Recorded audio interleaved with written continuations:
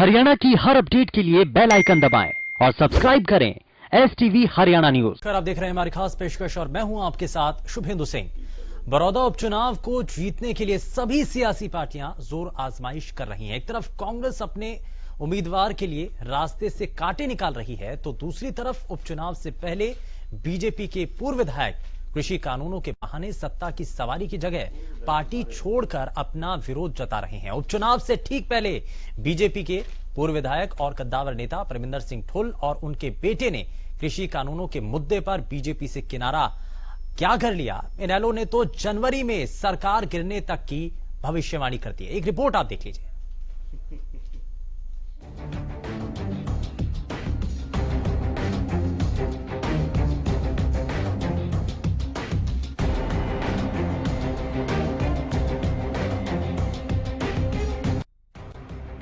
बड़ौदा उपचुनाव से पहले कृषि कानून बीजेपी के लिए गले की फांस बनती जा रही है। एक तरफ प्रदेश में किसान कृषि कानूनों को लेकर आंदोलनरत हैं, तो दूसरी तरफ बीजेपी में किसान कानून के बहाने पार्टी छोड़ने का सिलसिला जारी है।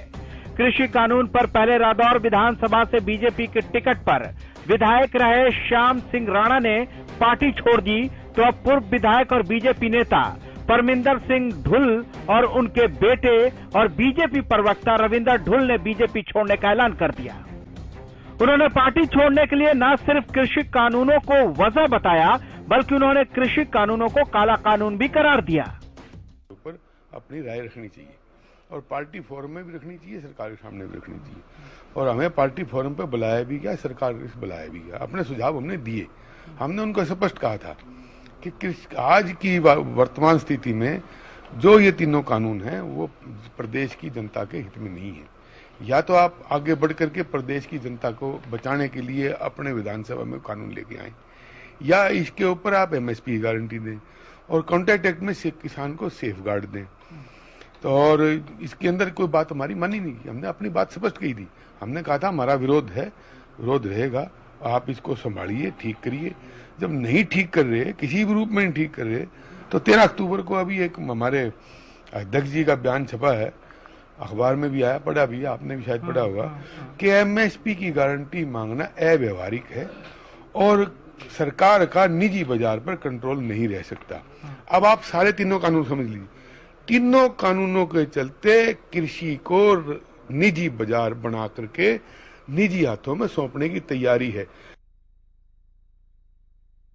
वहीं पंजाब विधानसभा में राज्य सरकार की ओर से केंद्रीय कृषि कानून के खिलाफ बिल पेश किया गया, जिसे सर्वसम्मति से पारित कर दिया गया।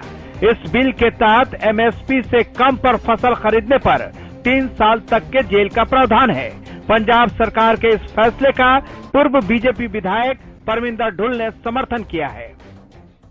केंद्र सरकार ओवरऑल कानून बना सकती है गाइडलाइन देने के लिए, लेकिन कृषि का एक राज्य विषय, राज्य सरकार अपने यहाँ कोई भी कानून बना सकती है। हमने राय दी थी मुख्यमंत्री जी को, जिस तरह से आज पंजाब ने किया है, ये राय दी थी कि संविधान के अंदर प्रावधान मौजूद है, धारा 234 उपधारा 2 के तहत, कि आप अपने प्रदेश के किसी भी वर्ग को बचाने के लिए कोई भी ऐसा कानून बना सकते हो जो प्रदेश के हित में लागू हो। वहीं पूर्व विधायक परमिंदर सिंह ढुल के बेटे और बीजेपी प्रवक्ता रविंदर ढुल ने भी पार्टी छोड़ने की वजह कृषि कानूनों को ही बताया है, लेकिन उनका कहना है कि पिपली में किसानों पर लाठीचार्ज होने के बाद से ही वो इसका साइलेंट विरोध कर रहे थे, लेकिन अब उन्होंने पार्टी छोड़ने का फैसला किया है। महाधिवक्ता जो अधिवक्ता अतिरिक्त महाधिवक्ता के जो पद से इस्तीफा दिया है, उसका सबसे बड़ा कारण मेरा यही था कि संवैधानिक तौर पर राज्य के पास में अधिकार है। शेड्यूल 7 के अंदर कंकरेंट लिस्ट में राज्य अपना कानून पास कर सकता है, तो केंद्र के इस कानून को रोका भी जा सकता था और केंद्र की एक ड्यूटी बनती थी सभी राज्यों को जो है इसके अंदर ले अपने उनसे बात करे और राज्यों की कंसेंट के हिसाब से ही इस प्रकार का कोई बिल पास किया जाए जिसकी इतनी बड़ी इंप्लीकेशन हो। उधर अभय चौटाला ने परमिंदर ढुल के किसानों के समर्थन में बीजेपी छोड़ने के फैसले को अच्छा करार देते हुए जनवरी तक प्रदेश सरकार के गिर जाने की भविष्यवाणी भी कर दी। मैं उनका स्वागत करता हूं। हमारा साथी रहा है, उसने ठीक निर्णय लिया। अभी शुरुआत है, आप देखते रहना, इस किस्म के हालात पैदा हो जाएंगे प्रदेश में कि सत्ता में बैठे लोग, चाहे कई मंत्री हैं, विधायक हैं, उनको किसान के सामने बेबस होकर के रिजाइन करने पड़ेंगे, बीजेपी छोड़नी पड़ेगी। ये सरकार मुझे लगता नहीं कि जनवरी का महीना पकड़ेगी। परमिंदर सिंह ढुल ने 2019 विधानसभा चुनाव में जुलाना से बीजेपी की टिकट पर चुनाव लड़े थे और हार गए थे, लेकिन जिस तरह से बड़ौदा उपचुनाव से ठीक पहले उन्होंने बीजेपी छोड़ने का ऐलान किया है, उससे विरोधियों को हमले करने का मौका जरूर मिल गया है। ढुल के बीजेपी छोड़ने के साथ ही कांग्रेस को बैठे बिठाए एक मुद्दा मिल गया है, जिससे हथियार के तौर पर कांग्रेस बड़ौदा उपचुनाव में बीजेपी के खिलाफ इस्तेमाल कर सकती है। अब देखना है कि अगर कांग्रेस बीजेपी नेताओं के पार्टी छोड़ने का मुद्दा बनाती है तो बीजेपी कांग्रेस की काट कैसे निकालती है। Bureau report, Haryana news.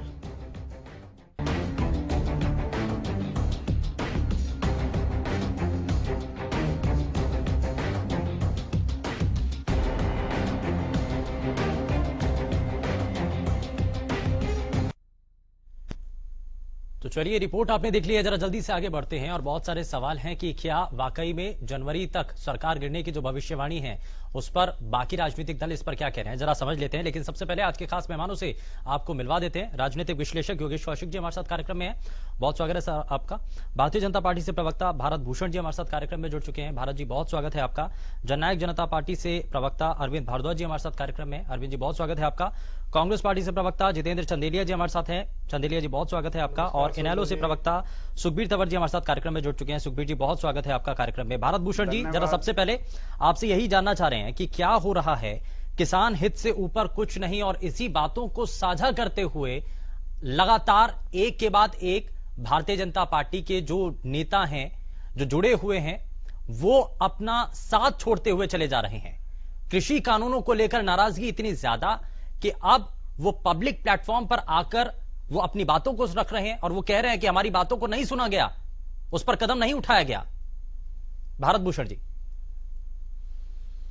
Suvendu जी, जहां तक आपका कहना है कि भारतीय जनता पार्टी से कुछ लोग त्याग पत्र देकर और छोड़कर चले गए हैं, तो मैं आपसे बताना चाहूंगा, आप भी देख रहे हैं इन लोगों को। प्रवासी पंछी थे, कुछ समय आश्रय लेने के हिसाब से भारतीय जनता पार्टी में आए थे, और भारतीय जनता पार्टी के जो सांस्कृतिक विरासत है, इसकी रीति नीति है, उसका जो संस्कारिक अपना एक विचारधारा है, उसमें मेल नहीं खा पाए और इससे छटपटाहट होकर के वो चले गए। तो प्रवासी पंछी हैं, कभी आते हैं और कभी चले जाते हैं, तो किसी का भी उदाहरण ले लीजिए। इसमें तो नुकसान बीजेपी का ही है ना भारत भूषण जी। अगर ऐसे प्रवासी पक्षियों को आने दे रहे हैं आप, अगर ऐसा हो रहा है तो इससे नुकसान तो बीजेपी को ही है ना। देखिए जी शुभेंदु, नहीं, नुकसान की कोई बात नहीं है। नुकसान तब होता है जब भारतीय जनता पार्टी का कोर कार्यकर्ता, जो भारतीय जनता पार्टी के सिद्धांतों के हिसाब से पहले से पला है, बड़ा है, संस्कारित है, वो भारतीय जनता पार्टी से आप देखेंगे कभी छोड़ करके नहीं जाता है। हाँ, बाहर से आए हुए लोगों के लिए बहुत कठिन होता है भारतीय जनता पार्टी की जो संस्कारित नीति है उसमें एडजस्ट करना अपने आप को। बहुत लोग कम कर पाते हैं, और जिन्होंने किया है तो वो ऊंचे पौधों पर भी हैं और बड़ी अच्छी। तो इससे पहले जितने भी लोगों की एंट्री बीजेपी में हुई थी, जिन प्रवासियों का आप जिक्र कर रहे हैं, एडजस्ट हो पा रहे हैं या अभी उड़ान उनकी भरनी शुरू हो रही है? नहीं, शुरू नहीं हुई है। ये तो तुरंत थोड़े प्रभाव से आए हुए लोग थे, जिनको थोड़े ही समय में ये लग गया कि भारतीय जनता पार्टी में जाना है तो उसके संस्कारों को सीखना पड़ेगा, जीना पड़ेगा, और सामाजिक जीवन में आकर के उनको ढालना पड़ेगा अपने आप को। नहीं ढाल पाए हैं क्योंकि ये संस्कारित पार्टी है, राष्ट्रीय विचारधारा की है, सामाजिक राजनीति। नहीं, क्या हो क्या रहा है सर, ये जो कृषि कानून का हवाला देकर के एक के बाद एक इस्तीफा हो रहा है, वाकई में कृषि कानूनों को लेकर के ही विरोध है नेताओं का, या कोई और दूसरा कारण इसमें आप देख रहे हैं? देखिए, नहीं शुभेंदु जी, मैं नहीं मानता कि कृषि कानूनों को लेकर है। कृषि कानूनों का उदाहरण अगर दूं तो कांग्रेस के 2019 के घोषणा पत्र में भी यही प्रावधान रखे गए थे। अगर चर्चा होगी तो मैं दोनों बिंदु जिसमें कांग्रेस ने दिए थे, बिंदु 9 और बिंदु 21, उसमें इसी प्रकार के प्रावधान थे। बात कांग्रेस की नहीं है ना, बात यह है कि बीजेपी के नेता, जनता पार्टी ने भी बीजेपी के नेता एक के बाद एक अपना इस्तीफा दे रहे हैं। मैं वहीं आ रहा हूँ, शुभेंदु जी सुनिए। हाँ, शुभेंदु जी सुनिए, चाहे अभी अभी ताजा 2 लोग भारतीय जनता पार्टी से गए हैं और दोनों ही बाहर से आए हुए थे, और भारतीय जनता पार्टी का जो मैनिफेस्टो रहा है सर, शिरोमणि अकाली दल यही कहते हुए अपने आप को बीजेपी से अलग कर लेता है। ये तो बहुत लंबे समय का गठबंधन था ना, ये तो सहयोगी दल आपका बहुत लंबे समय से था। मैं वही कह रहा हूं कि शिरोमणि अकाली दल अगर आज इस स्थिति में आकर के जब भारतीय जनता पार्टी किसान के हितों के लिए काम कर रही है, उनके कहीं निजी हितों को, जिस प्रकार आपने भी खबरों में, अखबारों में, टीवी चैनलों पर देखा होगा कि जब उनके निजी हितों को कहीं पर जाकर के ठेस लगी, ठोकर लगी, धक्का लगा, तो उन्होंने किसानों के हितों को दरकिनार करते हुए अपने हितों की सुरक्षा हेतु ये बहाना बनाकर कि भारतीय जनता पार्टी के जो कृषि कानून बनाए गए हैं उनमें हम आस्था नहीं रखते। भारतीय जनता पार्टी के ऐसे ही पूर्व विधायकों की एक मीटिंग हुई थी जिसमें श्याम सिंह राणा थे, परमिंदर सिंह ढुल थे, और इन दोनों ही नेताओं की तरफ से अपना इस्तीफा दे दिया गया। और भी इस मीटिंग के अंदर लोग थे, क्या उनसे लगातार बातचीत हो रही है? देखिए, भारतीय जनता पार्टी के जो संस्कारित कार्यकर्ता हैं वो ऐसा नहीं करते कि उनकी कोई अलग कुछ लोगों की, विधायकों की बैठक हो जाए। विधायक दल की बैठक हुई तो भारतीय जनता पार्टी के पूरे विधायक दल की बैठक होगी। यानी कि आप ये कह रहे हैं कि जिन विधायकों की बैठक हुई थी पूर्व विधायकों की, वो संस्कारित नहीं है बीजेपी के? सब सम्मिलित होते हैं। मेरा कहने का अर्थ यह है कि जो संस्कारित थे उन्होंने इस प्रकार की कोई बात नहीं की, कोई कदम नहीं उठाया है। हाँ। परमिंदर ढुल जी, आपको भी पता है कि 2019 के चुनाव के समय ही भारतीय जनता पार्टी में आए थे, और कह सकते हैं कि इस महत्वाकांक्षा से आए थे कि इंडियन नेशनल लोकदल का कोई भविष्य नजर नहीं आ रहा था। आज हमें लगता है कि उस समय जो उन्होंने कहा कि मैं भारतीय जनता पार्टी के रीति नीति में, सिद्धांतों में विश्वास करके भारतीय जनता पार्टी में आ रहा हूं। आप लोगों के चैनल के माध्यम से उन्होंने इंटरव्यू दिए थे कि भाजपा में क्यों आ रहे हैं। ठीक है, उस समय उनका ये कहना और आज उनका ये कहना, दोनों में विरोधाभास है। चलिए ठीक है, मैं जरा एक एक करके जवाब ले लेता हूँ। सुखबीर जी कुछ कहना चाह रहे हैं, जल्दी से रिएक्शन, फिर बाकी मैं बात करता हूं। शुभेंदु जी, जिस प्रकार से भारतीय जनता पार्टी के प्रवक्ता महोदय ने बात करी, निसंदेह मैंने अतीत में भी कहा है, भारतीय जनता पार्टी कहीं की ईंट कहीं का रोड़ा, भानुमति ने कुनबा जोड़ा, और हरियाणा प्रदेश के संदर्भ में ये बात पूर्णतः चरितार्थ होती है। और राष्ट्रीय परिप्रेक्ष्य में भी जिस प्रकार से 250 से ज्यादा लोकसभा और राज्यसभा के सांसदों का अतीत है, निसंदेह जिस प्रकार की संस्कार और उसकी बात कर रहे हैं, कोई संस्कार नहीं है। इन्होंने अगर कोई संस्कार की कुछ बात होती तो इस तरह से नहीं। निसंदेह आज किसानों पे जिस प्रकार के काला कानून ये लेके आए हैं, आज जिस प्रकार से उपभोक्ता को लूटने का प्रयास कर रहे हैं, इनकी ये अपनी बात कर रहे हैं ना, इनके भी खुद के विधायक भी इनसे नाराज हैं। और इस चुनाव से पहले इनके तो जान को बड़ी आफत आने वाली है। जिस प्रकार से हमें इन लोगों ने विगत के चुनाव में जिस प्रकार से रोज किसी ना किसी को प्रलोभन देके ले जा रहे थे, वही गति इनकी होने वाली है इस चुनाव से पहले आप देख लें। नहीं तो अब इनके विधायकों को प्रलोभन मिल रहा है? नहीं, इन्होंने प्रलोभन दिया। इन्होंने दिया था, अब कौन दे रहा है प्रलोभन? शुभेंदु जी अपनी बर्बादी देख रहे हैं भारतीय जनता पार्टी में। प्रलोभन, अब तो प्रलोभन का दौर समाप्त हो गया है। भारतीय जनता पार्टी डूबता हुआ जहाज है। और ये बात इनके जो उस वक्त अपने किसी भी बहकावे में आके किसी भी तरीके से गए थे, वो आज समझ चुके हैं कि भारतीय जनता पार्टी किसान, मजदूर और उपभोक्ता की विरोधी पार्टी है। इस बात को कैसे भूल जाएं? जरा जल्दी से भारत जी जवाब दे दीजिए, फिर उसके बाद में बाकी मेहमानों के पास आता हूं। जल्दी से जवाब। देखिए, भानुमति के कुनबे की वो बात कर रहे हैं जिनका अपना कुनबा निबट चुका है। इस प्रदेश में सत्ता में रहने वाला दल आज एक विधायक को लेकर के विधानसभा में बैठा। अरे कभी आपके तो राष्ट्रीय स्तर पे दो थे साहब, अपनी बातों को क्यों बोलते हैं साहब? आप बीच में ना बोलिए सुखबीर जी। की बात नहीं है सुखबीर जी, जरा सभ्यता से बात करिए, जरा सभ्यता से बात करिए। बीच में बोलने का क्या आप बोल रहे थे तो मैंने अगर आपको सभ्यता लगती है तो मैं क्षमा चाहता हूँ। आपको समय मिलेगा। भारत जी बताइए, क्यों खंबा नोचने का प्रयास कर रहे हैं? कोई जरूरत नहीं है। मैं ये कह रहा था कि कुनबे की बात वो कर रहे हैं जिनका अपना कुनबा अपने कुनबे की लड़ाई के कारण से टूट गया, जिनको अपने दादा विरासत का कुछ भी ध्यान नहीं है। तो एक भाई दूसरे को रावण तो दूसरा भाई दूसरे को कंस कहता है, वो बात कुनबे की कर रहे हैं। अभय सिंह जी, अजय सिंह जी को रावण कहते हो। नहीं चलिए ठीक है, पर्सनल नहीं, ये तो इनकी परिभाषा है कुनबे की। नहीं, ये कहा जा रहा है सर कि अब जो है जनवरी आते आते सरकार गिर जाएगी। इस बात को लेकर के क्या कहना है भारत जी? देखिए, भविष्यवाणी वो कर रहे हैं जिनकी परिभाषा राजनीति में ये है कि दूसरे दल के विधायकों को खरीद करके तोड़ करके अपने दल में लेकर के आना और किसी की सरकार गिरा देना। ये सरकार गिराने वाला भी दल है और इनकी सरकार गिराई भी गई है कांग्रेस के द्वारा।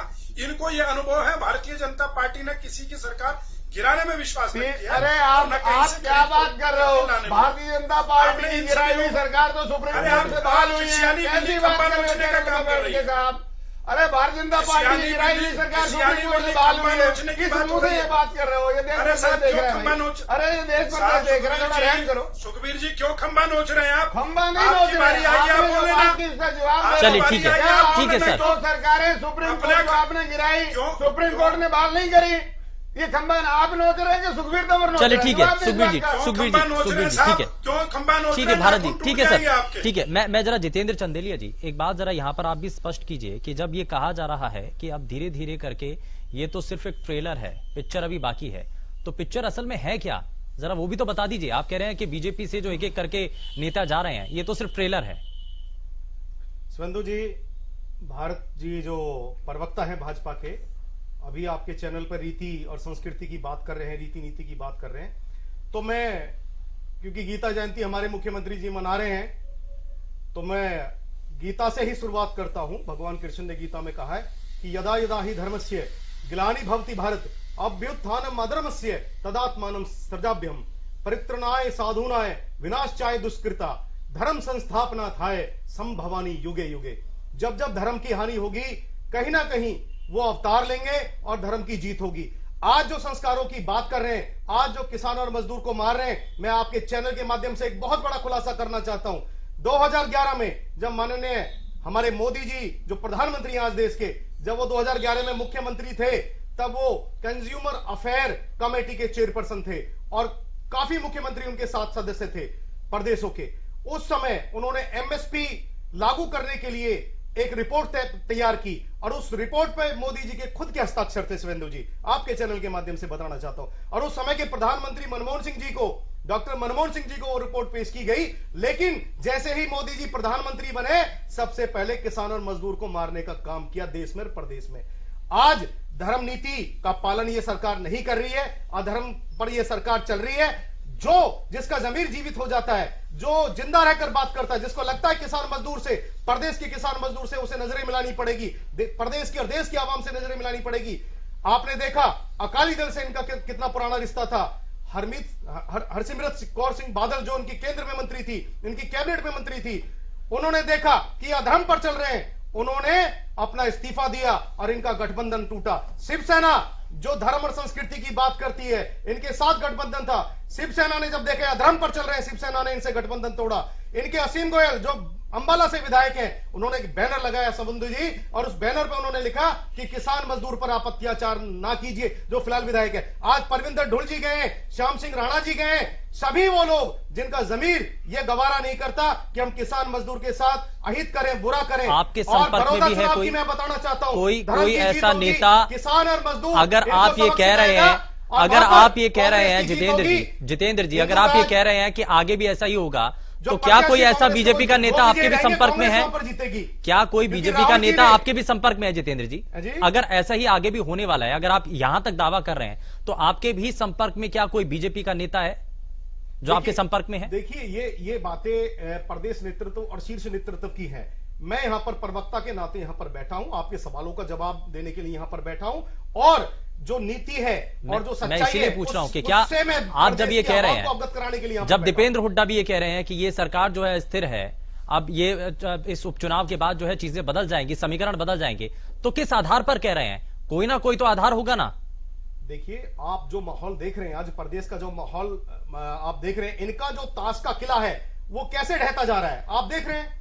इनके जो कर्म है वो इनके आगे आ रहे हैं। जो उन्होंने बेईमानी, छल, परपंच, इन्होंने 3 काले अध्यादेश लाके किसान और मजदूरों के साथ किए, आज इनके ही कर्म, इनके ही बोए हुए बीज, क्योंकि प्रकृति का नियम है, जो आप बोओगे वही काटोगे, वो इनके आगे आ रहे हैं। और बड़ौदा चुनाव में किसान मजदूर, मैं योगेश जी से रिएक्शन लूं, लेकिन उससे पहले जरा जल्दी से अरविंद भारद्वाज जी, एक सवाल का जवाब दीजिए कि जो बार बार कृषि कानूनों को लेकर के सवाल उठाए जा रहे हैं, क्या इस पर सरकार बैकफुट पर आपको नजर आ रही है?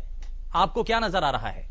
बार बार क्योंकि किसान सड़कों पर नजर आते हैं, विपक्ष सवाल उठा रहा है, बैकफुट पर सरकार है?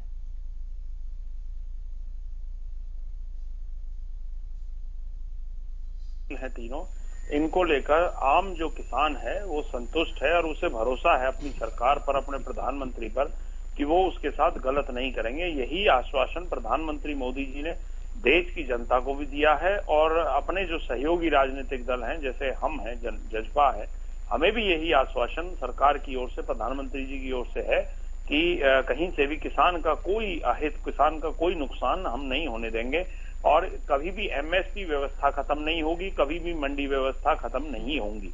तो ये लेकिन अरविंद जी, भारतीय जनता पार्टी से जो नेता एक एक करके जा रहे हैं, आपको कारण इसके पीछे क्या नजर आ रहा है? क्या उन नेताओं को समझाया नहीं जा पा रहा है? मीटिंग नहीं हो रही है?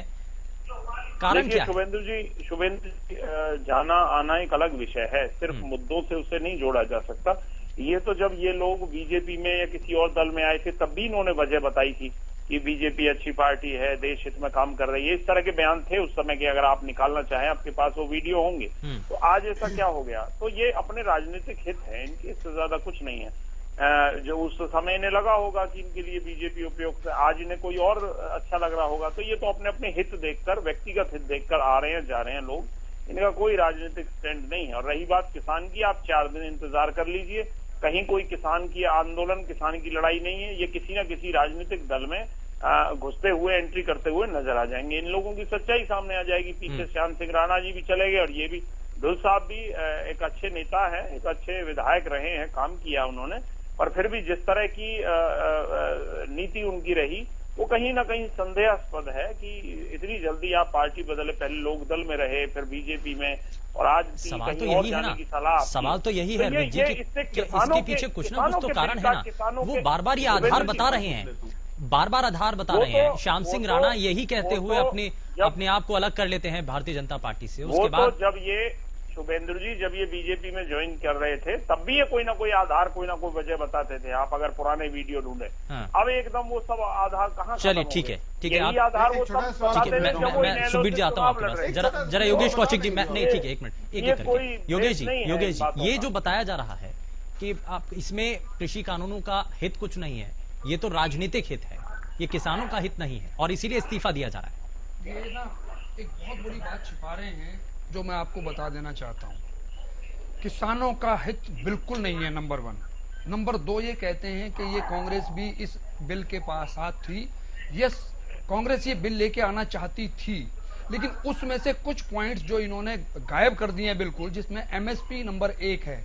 अब मैं आपसे सीधी और स्पष्ट बात करता हूं, आज तक का जो पुराना इतिहास है वो ये है कि 6% जो एमएसपी जो थी वो मिल जाया करती थी, लेकिन अभी ये आने के बाद हालात ये हो गए हैं कि किसान का सामान अभी नहीं बिक रहा है, ठीक है, और वो 6% से नीचे आ जाएगी। अब मैं बताता हूं कि होगा क्या। सरकार अल्टीमेटली धीरे धीरे ये कह देगी कि जी ओपन मार्केट है, आप जहां मर्जी बेचो।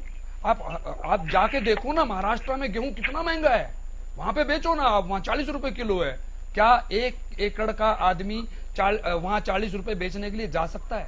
नहीं जा सकता, ठीक है। अब मैं बात कर रहा हूं एक्चुअली ये क्या चाहते हैं। एक्चुअली ये क्या चाहते हैं, मोदी जी का एक बयान है जो मैंने टीवी पे देखा है और अखबार में भी पढ़ लिया है। मोदी जी ने क्लियर कर दिया है जो उनकी मंशा है। अगर ये मूर्ख हैं, इनकी समझ में नहीं आता तो मैं इसका कोई इलाज नहीं है मेरे पास।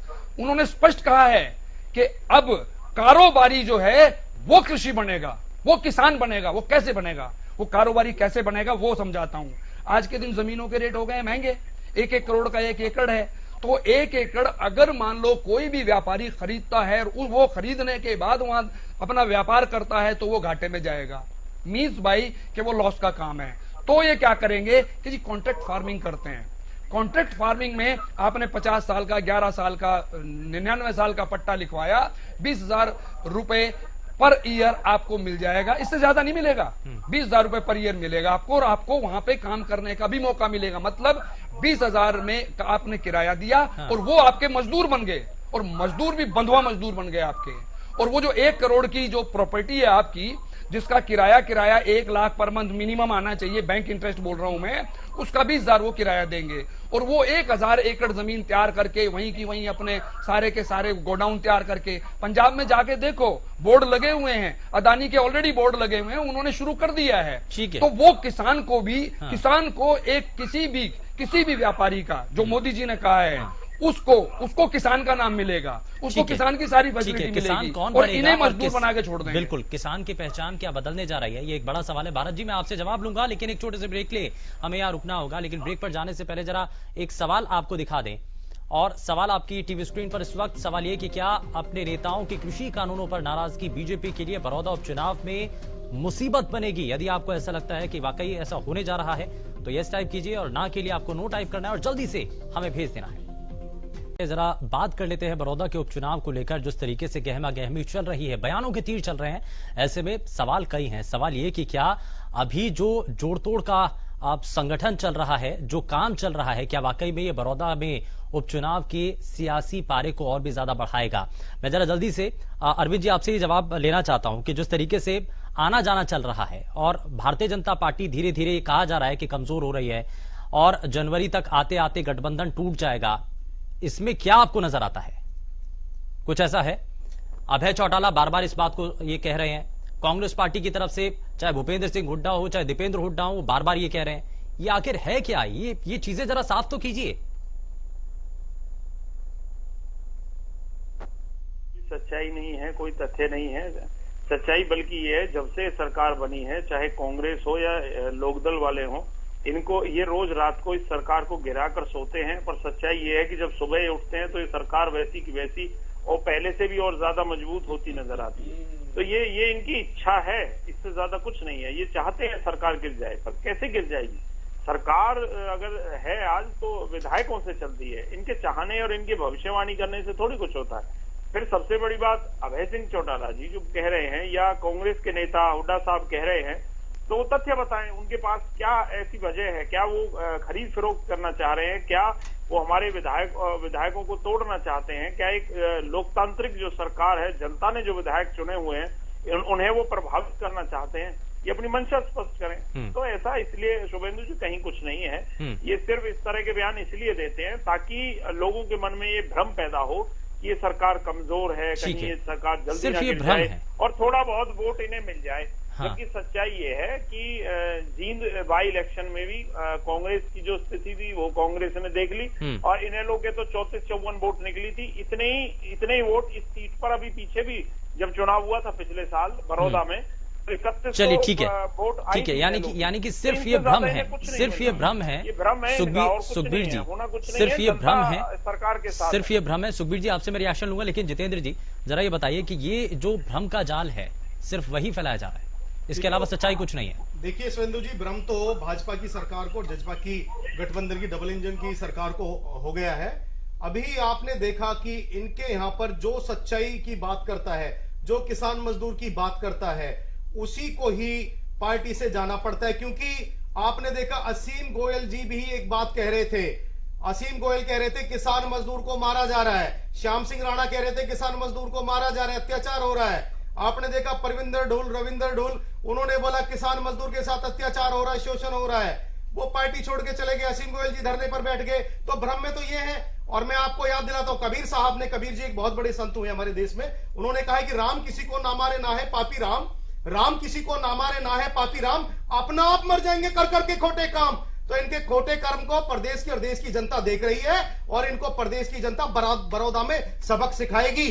आप देख लेना, धर्म की जीत होगी, सच्चाई की जीत होगी। किसान मजदूर और बेरोजगार और जो शोषण हो रहा है किसान मजदूर का, वहां पर किसान मजदूर और बेरोजगार युवा की जीत होगी बड़ौदा के अंदर। इनका भ्रम दूर हो जाएगा, बहम दूर हो जाएगा। मैं आपके चैनल के माध्यम से बताना चाहता हूं। भारत जी सुनवाई नहीं हो रही। शुभेंद्र जी, हाँ। रॉबर्ट वाड्रा की नजर हरियाणा की बची हुई जमीनों पर है, उसने अपने एजेंटों को सक्रिय आप कहां सिद्ध कर पाए, आप कहां सिद्ध कर पाए? रॉबर्ट वाड्रा हरियाणा के किसानों की जमीन लूटना चाहता है, इसलिए ये एजेंट मेरे छोटे भाई आप सिद्ध नहीं कर पाए। आपकी पार्टी जो गठबंधन की सरकार है छाती पीटती थी, दुष्यंत चौटाला जी छाती पीटते थे, किसान नेताओं के चौधरी देवीलाल के नाम को कलंकित किया आपकी पार्टी ने, चौधरी देवीलाल के नाम को कलंकित किया है आपकी पार्टी ने, महेंद्र सिंह टिकैत, चौधरी चरण सिंह, इन लोगों की कस्में खाई हैं बड़े किसान नेताओं की आपकी पार्टी ने, दुष्यंत चौटाला जी ने। लेकिन दुर्भाग्यपूर्ण बात यह है, जिस किसान मजदूर की बात करके आपको 11 सीटें मिली, आपको चुना लोगों ने, आपने उसी भाजपा की निंदा करके आप सत्ता में आए और आपने सरकार बनाई। आपको किसान मजदूर से प्यार नहीं है, आपको सत्ता से प्यार है। ठीक है, किसान जो है प्रदेश का वो देख रहा है और आपको सबक सिखाएगा। मैं जरा भारत जी आपसे जवाब देता हूँ। खड़ा कर दिया भाजपा ने, ठीक है, चाणक्य नीति से आपको हाशिए पे खड़ा कर दिया है।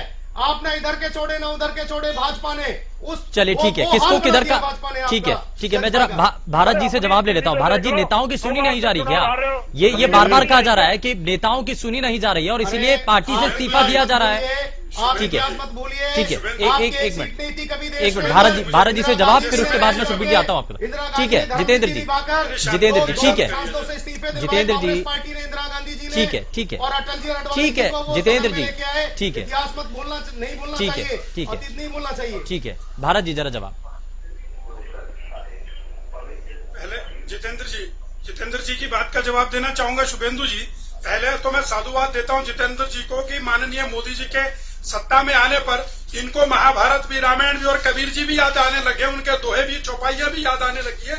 यह भारतीय जनता पार्टी की संस्कृति है कि भारतीय जनता पार्टी ने कांग्रेस को भी रामायण, भारत और कबीर जी याद करा दिए। रह गई हमारे नेताओं की बात, जिनको आप कह रहे हैं कि सुनवाई नहीं। श्याम सिंह राणा जी का उदाहरण देना चाहूंगा। जिस समय उन्हें लोक विधानसभा का टिकट नहीं मिला था, उन्होंने उसी समय मुख्यमंत्री यानी कि उनको टिकट से मतलब था, टिकट न मिलने के कारण वो विरोध में आ गए। शांत कराइए शुभेंदु जी, हाथरस के अंदर दुर्भाग्यपूर्ण है। भारत जी जवाब दीजिए आप, मैं पूछना चाहता हूँ आपके आरएसएस आपके हिंदू महासभा के एक भी व्यक्ति नहीं बोला 2:45 पर जहाँ देश की बेटी की चिता जलाई जा रही थी, आप बोले हाथरस के ऊपर नहीं बोले। आप चाहेंगे शुभेंदु जी, ये तो कोई सभ्यता की बात है। एक मिनट जितेंद्र जी, पर राजनीति जितेंद्र जी, आपने जितेंद्र जी, एक मिनट जितेंद्र जी जरा सुन लीजिए। अब आपने बहुत सारे सवाल उठा लिए, जरा मुद्दे पॉइंट पर ही रहते हैं, जरा जवाब ले लेते हैं। भारत जी जवाब। तो शुभेंदु जी, मैं ये कह रहा था कि जहां तक नेताओं की बात कर रहे हैं तो श्याम सिंह राणा जी का उदाहरण ले, तो जिस समय इनको रादौर विधानसभा का टिकट नहीं मिला था तभी इन्होंने मुख्यमंत्री जी के विरोध में नारे लगवाए, अपने समर्थकों से पुतला फूंकने का प्रयास किया। तो वो टिकट ना मिलने की जो छटपटाहट की निकली है। रह गई परमिंदर ढुल जी की बात, अगर चुनाव जीते होते, विधायक बने होते तो कभी भी इस प्रकार की बात न करते। चुनाव हार गए। आज भारत जी आज उन्होंने कहा कि अच्छा है कि मैं विधायक नहीं बना, और अगर विधायक बनता तो सरकार गिरती। ये उन्होंने अपने इंटरव्यू में कहा है। कहेंगे ही, हाँ, वो तो कहेंगे ही, आज तो वो कहेंगे क्योंकि आज वो विधायक नहीं है, इसलिए ऐसा वो आज कह सकते हैं, उनको कहना ही पड़ेगा। लेकिन अगर वो विधायक के टिकट लड़े थे तो भारतीय जनता पार्टी के सिद्धांतों, रीति नीति और उसके घोषणा पत्र के आधार पर ही लड़े थे। तो कैसे कह सकते हैं वो? आज उनको भारतीय जनता पार्टी में खोट नजर आता है, और जब टिकट लड़ने का था और भारतीय जनता पार्टी में अवसर लगता था कि चुनाव जीतूंगा, उस समय उनको भारतीय जनता पार्टी में भी खोट था, शिवसेना में भी खोट था, आपके श्याम सिंह राणा जी में भी खोट था, उनको उस समय। चलिए ठीक है, जो विधायक ऐसी अरे आप क्षमा करें, बीच में क्यों बोलते हैं? आपको सभ्यता नहीं है? जो किसान मजदूर की बात, जितेंद्र जी एक करके खोट नजर आ जाता है। जितेंद्र जी एक मिनट, आपको डिबेट में पार्टिसिपेट करने का तरीका नहीं, ठीक है भारत जी, ठीक है जितेंद्र जी एक एक करके एक मिनट एक करके मैं जरा सुखबीर जी आपको शामिल करता हूं। सुखबीर जी कुछ कहना चाह रहे हैं।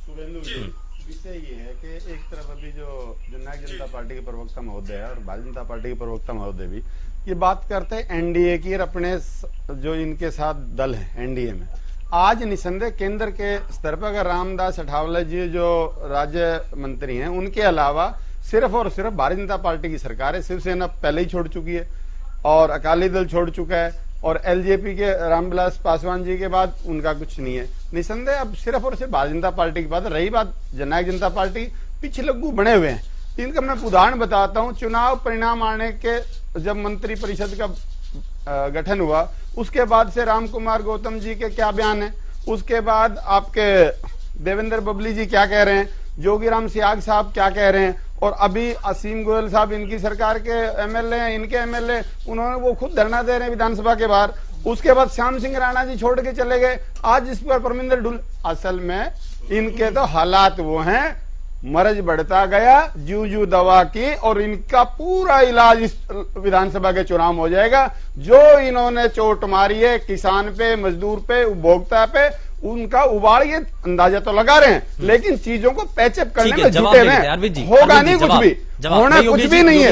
निसंदेह इनका जो झूठ और लूट का दौर था, जो पिछले 10 महीनों में 10 बड़े भ्रष्टाचार, इन्होंने जिस बेदर्दी से प्रदेश को लूटा है। अरे थानों से शराब बिकवाने वाले जवाब ले लेते हैं। जवाब बात कर रहे हैं, प्रदेश की जनता जवाब मांग रही है। बड़ौदा एक एक आदमी आपसे जवाब मांगेगा, घुस के दिखाओ। अरविंद जी। शुभेंद्र जी, ये जो आरोप लगा रहे हैं, इनसे एक बात पूछिए, सिर्फ वोटों की वजह से, वोटों के लालच में ये लोग कितना नीचे गिरेंगे? वो भीम अरे गिरे तो आप हैं, अरे गिर तो आप चुके हो अरविंद जी।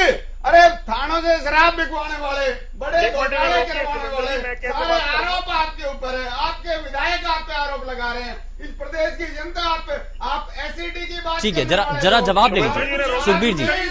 सुखबीर जी, आपने सवाल किया है, आपने सवाल कर लिया, आपने सवाल कर लिया, आपने सवाल कर लिया सर। अब जरा जवाब ले लेते हैं।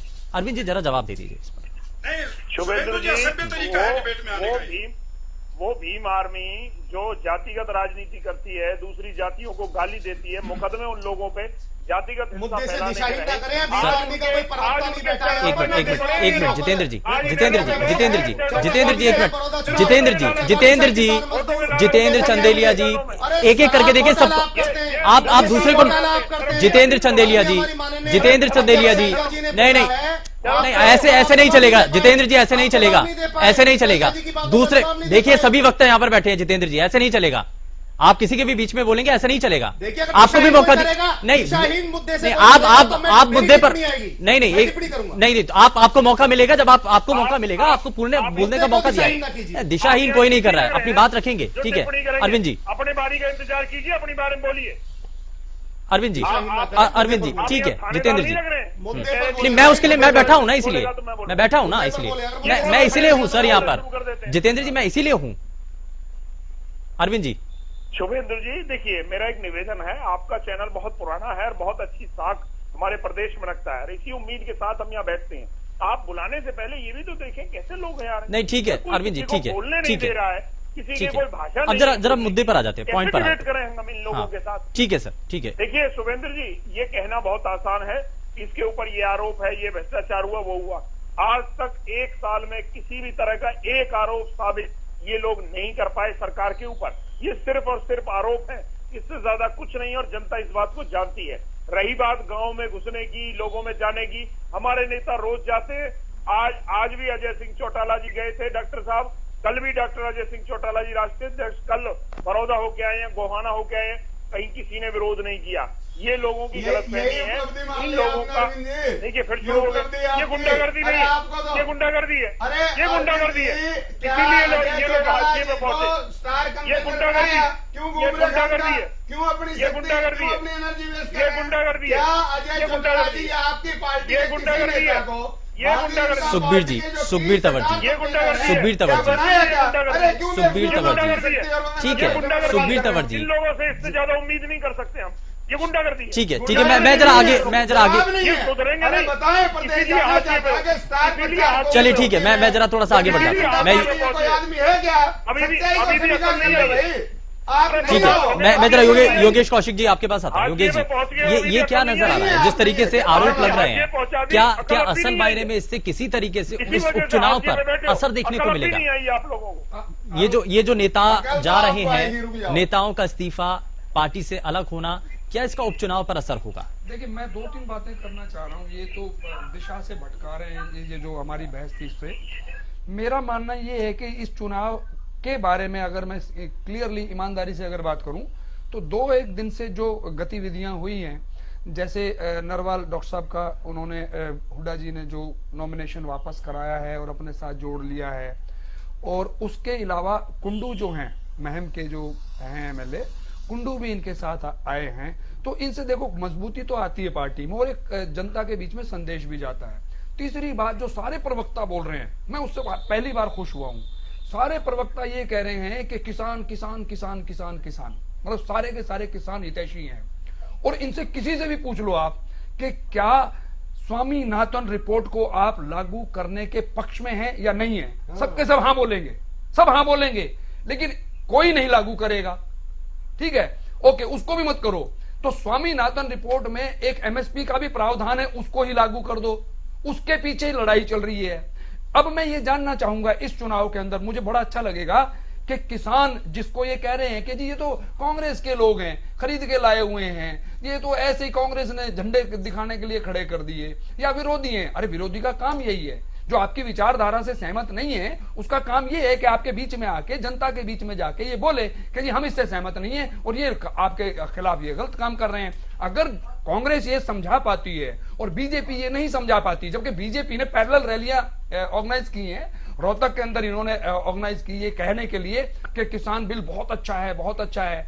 मैं ये कह रहा हूं कि मोदी जी बिहार जा रहे हैं, किसान बिल के बारे में हरियाणा में आके समझा दें लोगों को, एक रैली कर लें। यहाँ पे वो रैली के शौकीन है, बोलने के तो बहुत शौकीन है वो, तो वो अगर करें, लोगों को समझाएं, तो एक्चुअल फैसला हो जाएगा। और मैं गारंटी करता हूं, ये जो बीजेपी के प्रवक्ता बैठे हैं ना, भारत भूषण जी, जनता इन पे तो विश्वास कर लेगी, लेकिन मोदी जी की बात पे विश्वास नहीं करेगी। उसके मैं 10 रीजन गिना सकता हूं। तो अभी के टाइम गए हैं ना, अभी के टाइम में जो उन्होंने वादे किए थे, चलिए मैं एक एक बात कर सकता हूं। ठीक है, कोरोना के बारे में उन्होंने बोला कि 21 दिन में खत्म हो जाएगा, highly non scientific, highly non scientific. उसके बाद नौकरी का वादा किया, 2 करोड़ 10 करोड़ नौकरियां गायब कर दी, महंगाई कहां पहुंच गई, इकोनॉमी बर्बाद कर दी देश की। मैं जरा एक जवाब ले लेता हूं भारत जी से। चाइना के बारे में झूठ बोल दिया, इंटरनेशनली बेइज्जती हो रही है। ठीक है, भारत जी जरा जवाब दे दीजिए।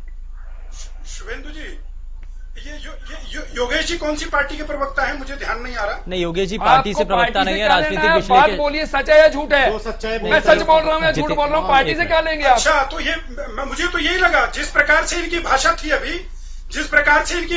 अभी, माननीय मोदी जी के बारे में कि उन्हें बोलने का बहुत शौक है। मैं आपकी भाषा बोलने लग जाऊं, आपकी भाषा बोलने लग जाऊं क्या मैं?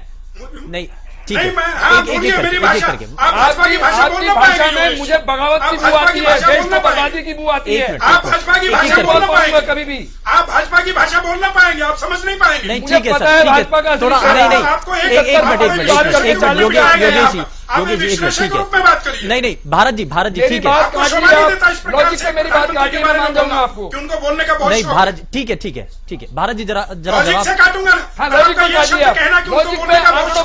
में देखिए, विषय से अलग नहीं, योगेश जी, विषय से अलग नहीं, बात आप बताइए ना। नहीं, भारत जी, ठीक है, भारत जी, ठीक है, पर्सनल नहीं। आपने किस आधार पर कहा कि मोदी जी को बोलने का बहुत शौक है? यस, बोलते हैं, मन की बात करते हैं, हमारे मन की बात नहीं करते। चलिए, लगता है कुछ तकनीकी रूप से खामी है। जितेंद्र जी कुछ कहना चाह रहे हैं। देखिए, मुझे रश्मि रथी का एक प्रसंग, एक पंक्ति याद आती है कि जब नाश मनुष्य पर छाता है, पहले विवेक मर जाता है, विनाश काल विपरीत बुद्धि।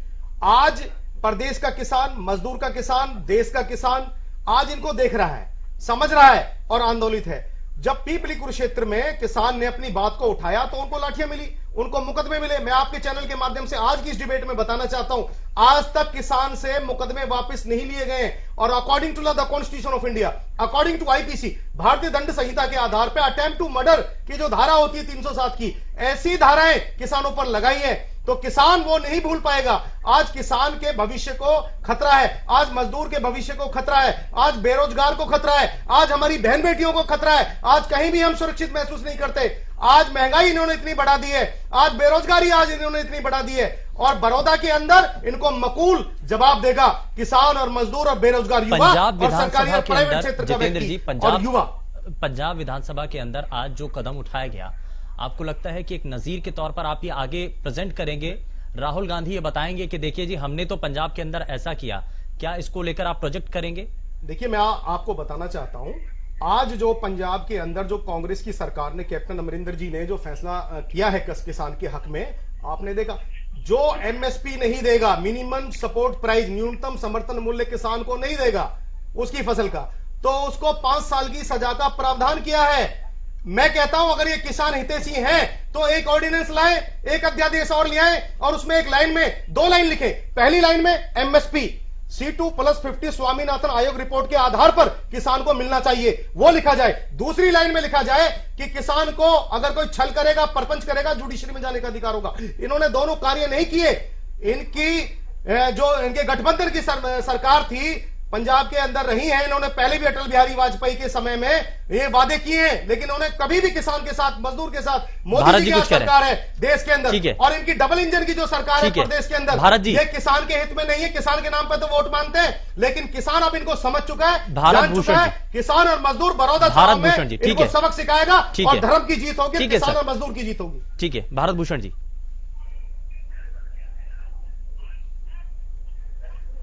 इनेलो को जींद के उपचुनाव में मिल गया था।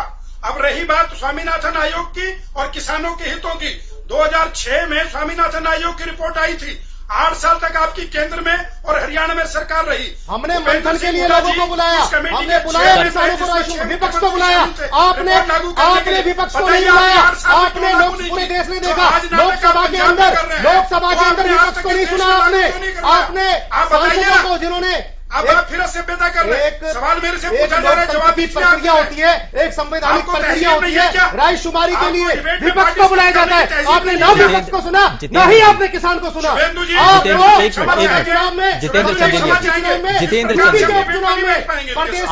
जनता सबक सिखाएगी। जितेंद्र जी, धृतराष्ट्र का सिंहासन, धृतराष्ट्र का दरबार ज्यादा दिन का नहीं है। एक मिनट जितेंद्र जी, एक करके आपको मौका दिया सर। आप जरा दूसरे को भी तो बोलने देंगे ना। आप सिर्फ सवाल करते जाएंगे, जवाब लेंगे नहीं। सिर्फ सवाल करते जाएंगे।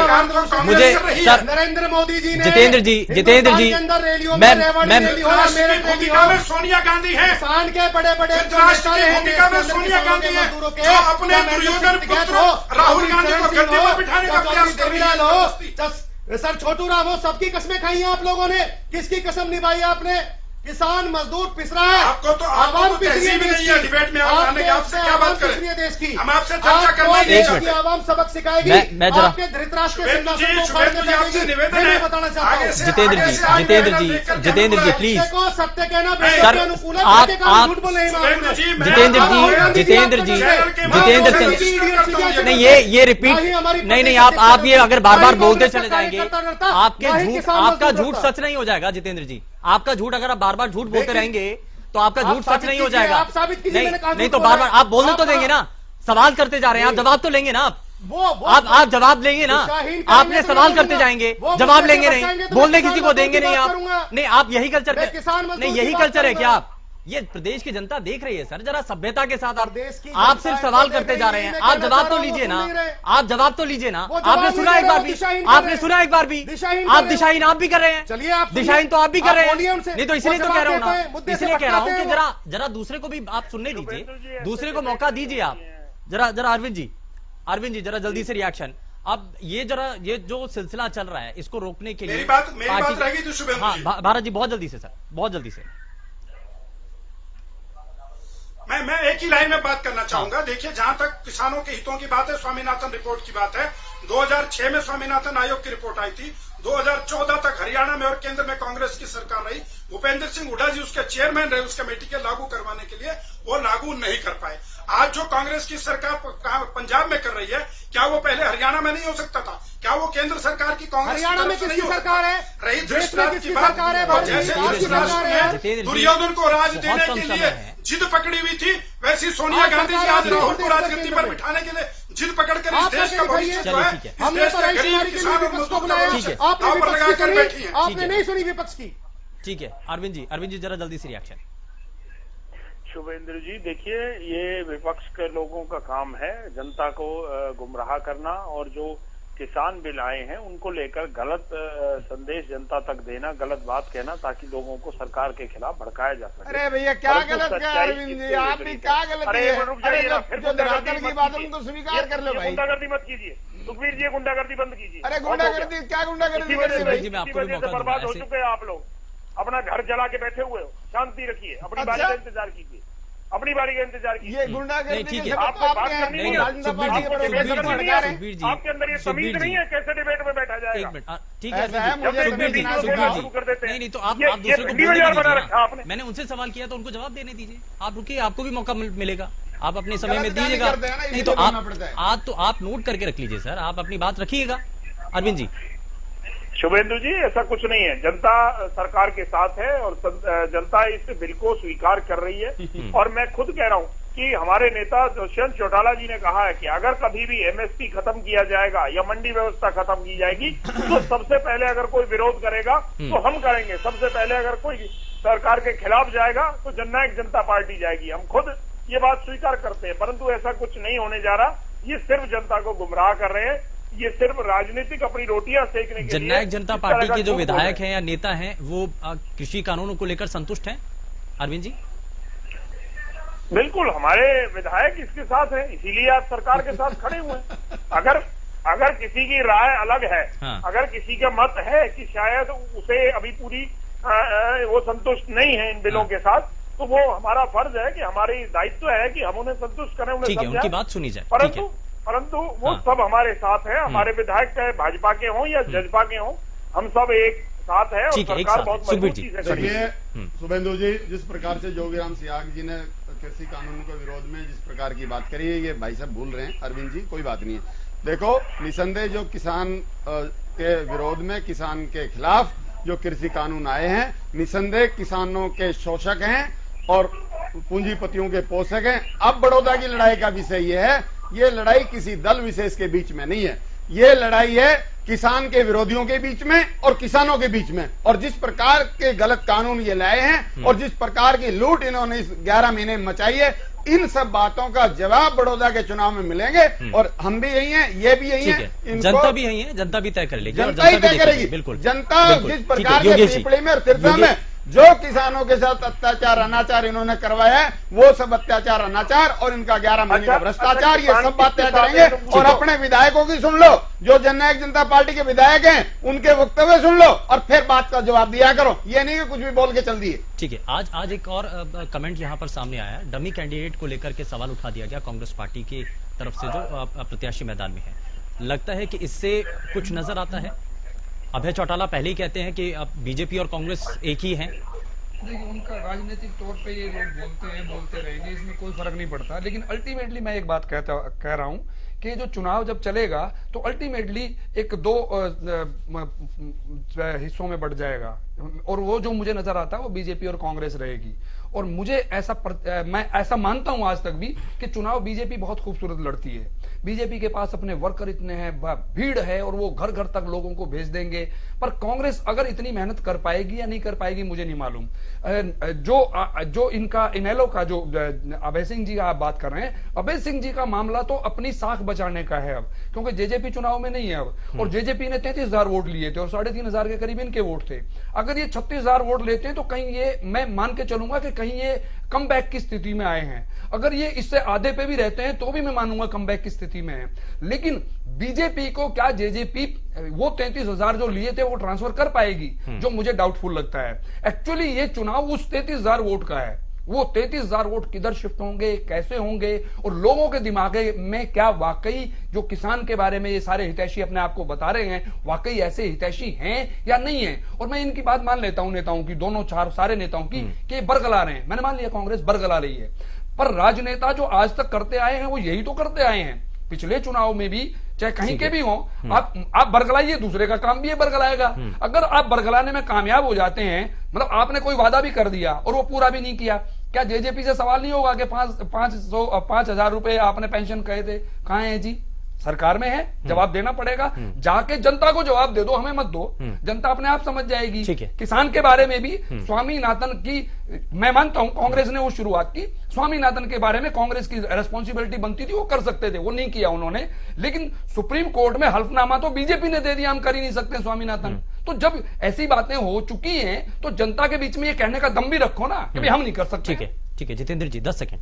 देखिए शुभेंदु जी, बड़े दुर्भाग्य की बात है कि आज इनका भ्रम दूर नहीं हो पा रहा है। इनके विधायक धरने पे बैठते हैं, असीम गोयल जी, इनके पार्टी के लोग इनको छोड़ के जाते हैं, गठबंधन के केंद्र के मंत्री इनको छोड़ के जाते हैं, और प्रदेश की जनता और प्रदेश का किसान धरने पर बैठता है। राहुल गांधी जी की जब से कुरुक्षेत्र में यात्रा हुई है, किसान ट्रैक्टर यात्रा हुई है, किसान खेती बचाओ यात्रा हुई है, तब से ये बौखलाए हुए हैं। क्योंकि राहुल गांधी जी ने जितनी बातें कही जीडीपी के लिए, असंगठित क्षेत्र को बचाने के लिए, किसान मजदूर को बचाने के लिए, और कोरोना वैश्विक महामारी के ऊपर, और अर्थव्यवस्था, गिरती हुई अर्थव्यवस्था के ऊपर, वो सारी बातें सिद्ध हुई हैं। आज पूरा देश इन चीजों को देख रहा है, और राहुल गांधी जी की वजह से, और माननीय जो हमारी शैलजा जी अध्यक्षा हैं, उन्होंने जो यहां पर किसानों की बात को मजबूती से उठाया है हरियाणा प्रदेश के अंदर और पूरे देश के अंदर, तो भाजपा बौखला चुकी है। और इनकी गठबंधन की कैंडिडेट है कांग्रेस पार्टी, गठबंधन की डमी कैंडिडेट, ये तो समय बताएगा। रणभूमि के अंदर जब तक हार जीत तय ना हो जाए, तब तक आप किसी को कमजोर साबित नहीं कर सकते, ये विधान कहता है। ये एक रणभूमि का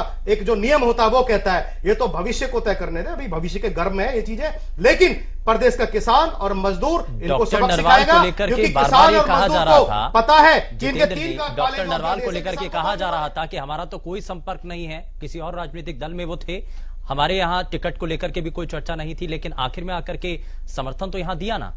देखिए आज कहां से कनेक्शन है? आज जो कांग्रेस ने इंदु राज जो है उनको जो टिकट दिया है, वो इसलिए दिया कि वो किसान है, वो राजनीतिक परिप्रेक्ष्य हैं, लेकिन वो सबसे पहले किसान है, गरीब परिवार से हैं। ये देके दिखाए ना किसी गरीब को टिकट, ये नहीं दे सकते। ये किसान को टिकट देके दिखाए, वहां से नहीं दे सकते। तो ये दुर्भाग्यपूर्ण है। हमने तो जो सवाल का जवाब नहीं दे रहे सर, वो किसान उतारा है, और किसान उसके सवाल ये है कि डॉक्टर नरवाल, जिससे आप पहले दूरी बनाकर रख रहे थे, आप पब्लिकली कुछ कह नहीं रहे थे, लेकिन अब तो आप उनको अपने साथ लेकर आ रहे हैं ना। देखिए, आपने बिठा लिया ना उनको। के साथ कोई देना चाहे हम स्वागत करते हैं, अगर धर्म के साथ कोई लड़ना चाहे हम उसका स्वागत करते हैं, और किसान और मजदूर के साथ धर्म नीति पर किसान के साथ कोई खड़ा होना चाहे और कांग्रेस का साथ देना चाहे, हम स्वागत करते हैं उसका। ठीक है, आपके साथ आए तो वो धर्म की लड़ाई, बाकी जो लड़ रहे हैं वो धर्म की लड़ाई, ये प्रदेश की जनता तय करेगी। भारत जी, धर्म के साथ कौन है, धर्म के साथ कौन है। इतिहास रहा है वो कांग्रेस का जो इतिहास रहा है वो इस देश के कमेरे का, मजदूर और किसान के विरोध में रहा है। वरना 60-70 साल के सरकार चलाने के बाद अगर आज भी इस देश का किसान गरीब है, इस देश का मजदूर बिल्कुल हाशिए पर बैठा है, तो इसकी जिम्मेदारी कांग्रेस पार्टी की है।